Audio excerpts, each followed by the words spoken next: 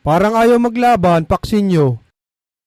Teka, palalapitin ko tong sakin. Aba, matatapang iyang pinaglalaban nyo mga pare. Oo, Mang Boy. Baka pwede itong dala ko dyan. Panlaban din dito eh. Alimango, hindi pwede yan. Lahukan mo na lang ng kalabasa at igata mo. Mapapalabang ka pa dyan ng kain. Oo nga, busog ka pa. Gayong ga.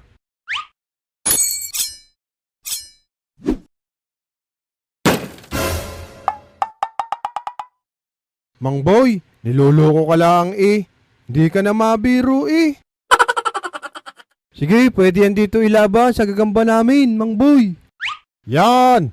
Gusto pa pag-iinitin ng ulo ko.